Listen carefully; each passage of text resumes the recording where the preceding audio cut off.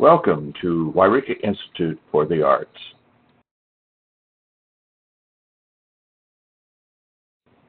This is a Don Studio instructional video. The armature consists of a square of wood, a pipe floor fitting, and a selection of pipe. Make sure the fitting is screwed to the board. Next, use newspaper to begin the shape of your figure.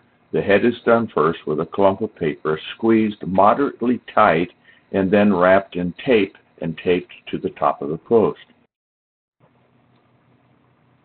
Continue wrapping with newsprint to continue building your armature. In this case, you have about half of a body with arms. You may have to add additional pieces of wire underneath or sticks to prop up sections to hold things in place. The other thing you want to remember as you're creating this paper armature, it needs to be a skinny, smaller armature than you want the finished piece to become. Because once you add a layer of thicker clay, of course, your finished figure will look larger or fatter, as the case may be. Notice how a great deal of masking tape is used to help shape the paper and hold everything tightly in place.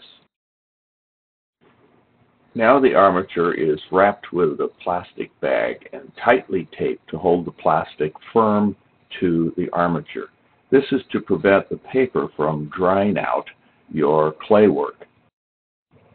You are now ready to start adding clay to the armature. My suggestion is the thickness of the slabs be about 3/4 of an inch thick. And in this phase, you are just creating a clay simple or rough form over the paper. You're not worrying about detail. I would also like you to check with the video on how to connect slabbed clays and prevent air bubbles.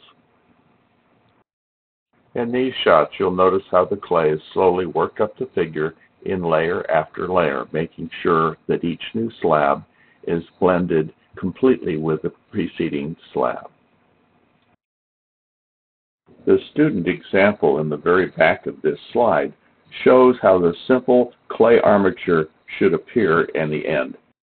These are examples of student work in different degrees of start or finish.